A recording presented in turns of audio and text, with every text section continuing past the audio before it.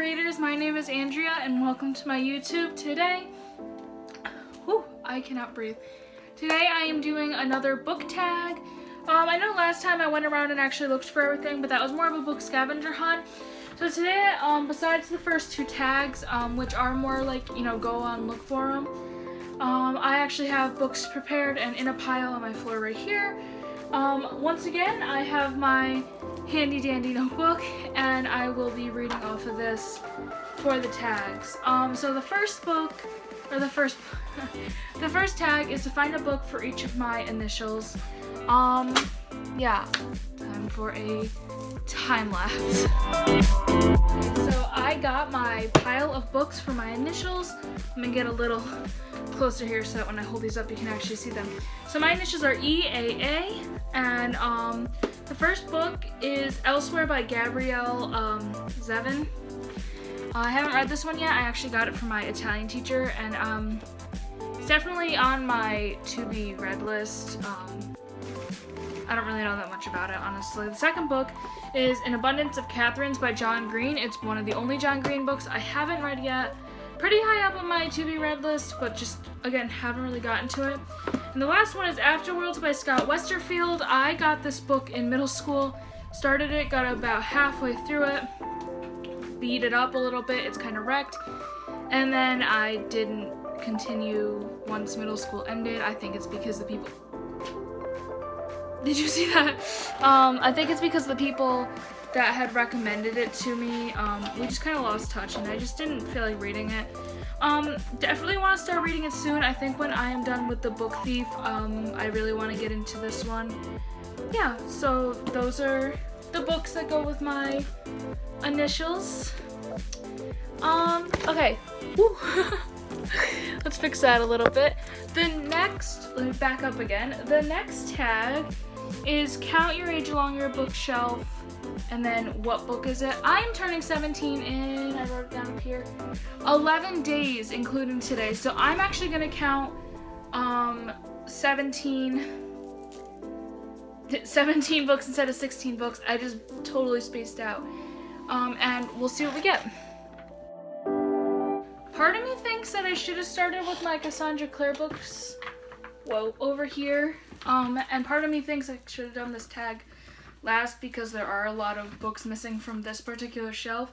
But I started from in this little cubicle, and the book that came out is To Kill a Mockingbird by Harper Lee. I read this in my 8th grade English honors class. My head is really cut off in this video. I need to pick where I'm gonna sit. I didn't like this book that much when I read it the first time. Then we watched the movie, which I liked. There were just some elements about it. I think if I reread it now, I would absolutely really, I don't want to say love, but I think I'd like it a lot more than I did. So yeah, it's a little unfair because there's some books missing and maybe I should have started in a different place. I also have 2 other bookshelves, but that is the 17th book on my shelf with a couple missing, and so on and so on. The third tag, which I'm going to move this up so I'm not looking down at the floor every time. The third tag is Pick a Book Set in Your City Country. Surprisingly, I just crumpled up a magazine on my floor. Surprisingly, I did have one set in my city. This is The Irish Princess by Mickey Clement, and it is set in Troy, New York, which is the area that... If one more bookmark falls out of my book, I'm going to throw a fit. Which is where I live. This used to actually be my great-grand's, and when she passed away, it's one of the ones that I got, and I absolutely love this book. I have such an emotional hold to it because she loved it, because it's about an Irish family in Troy, New York, and it is a really good read. If you can actually find this, I would definitely recommend this one. And I think for the first time, I can actually hold up a book to you guys and say, wow, yes, I've actually read this, and I think that is the most exciting part about this video.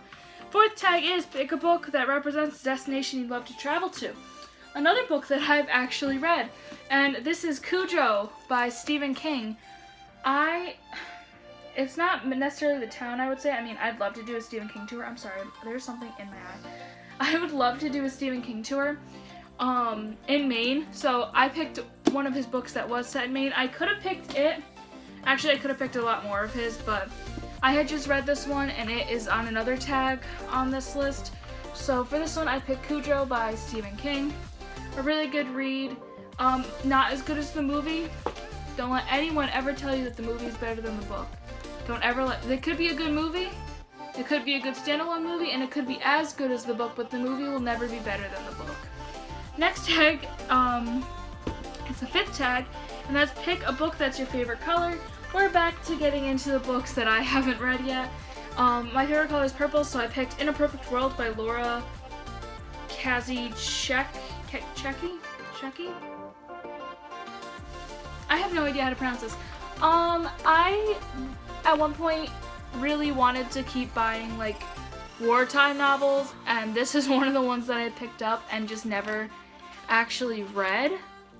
I've heard nothing but good things about this book, so I definitely am looking forward to getting into it and reading it. It's just not that high up on my to-be-read. And, you know, that's okay. We'll get around to it eventually, just like all the other books. Side note, I'm actually delving into some books. I mean, this one's a reread, and I'm still reading City of Ashes, but these 2 books I haven't read yet. So, they aren't rereads. And technically, Silent Night 2, I'm getting so off track. Silent Night 2 is a reread from, like, elementary school, so is it really a reread? The answer to that is yes. Tag number 6 is which book do you have the fondest memories of? And that is one of my favorite books of all time, The Perks of Being a Wallflower. This book has been beat up so much. It has gone through drama in my life, and I absolutely adore this book. I relate to the main character, Charlie, so much that it's scary. And it's just, every time I read it, I reread it, I absolutely love it, and it brings me to tears. And the first time I read it, I remember it so well, all the way back in middle school, and even back then I could relate to him. And I just think it's so important for people to have books that they can really relate to the main characters in, and no matter how many times you reread it, it stays just as special to you. So that one's definitely, I don't know, I haven't been putting this up to the thing. This one's definitely high up on my fondest memories. Like, I don't know, a lot of my books, they all have kind of fond memories to them. So, which book do you have the most difficulty reading? It's actually one of my current reads. It's not that it's a hard book, it's that this is not one of my favorites. City of Ashes by Cassandra Clare.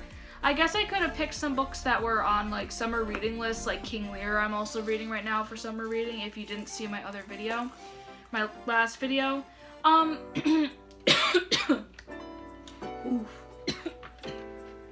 This is my least favorite Cassandra Clare book, is what I'm trying to say without my coughing fit. It's not that it's not written well, it's just something about the story. Spoilers if you haven't read these, you can skip a little bit. I cannot stand knowing that Jason and Clary are not brother and sister while I'm reading this, because they think that they are. And just the tension and the awkwardness, and, like, you know they still love each other, and it's okay for them to, and it's just such a frustrating read. And I don't remember anything about this book that really, like, stayed with me. I just really want to get through it so I can read City of Glass, which is one of my favorites of hers. And that way I can read her newer books that I continue to buy, even though I haven't read them yet. The last tag is which book on your to-be-read pile will give you the biggest accomplishment when you finish it. Oh goodness. This is It. It by Stephen King. I actually have started this. I don't know if, like, you can see. I started it a while ago, and because I've seen the movie about 300 times because I love it. The older one, not the newer one. The newer one I only like because of the cast.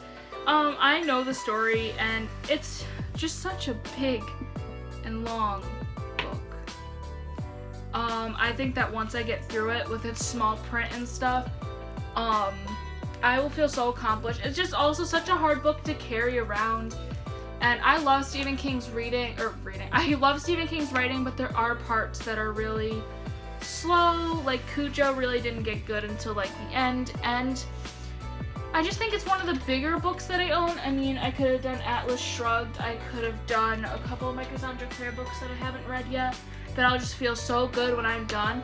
But I think this one, it's just gonna feel so good to be done with it. Feels so good to have finally read the book, even though I've seen the movie about 300 times. And it's just, I mean, look at this. This is a brick. Like, if I could explain to you how heavy this is, I would. And that's it. That is the My Life in Books tag.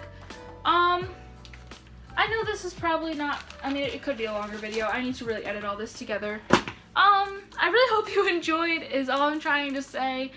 Sorry that my last video wasn't that exciting, but as I explained before, I hope that the part 2 and 3s will be a little bit better. They're mowing outside. I don't know if you can hear it.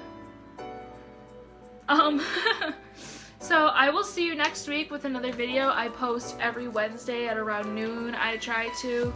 I'll also leave my social medias down below. You can follow my Instagram, Twitter, Snapchat, and my Goodreads. I've actually started to write reviews on Goodreads. So if you like to read if you like to read reviews just before you read the books, you should check that out. Yeah, I don't really know what else to say. I'm just rambling at this point.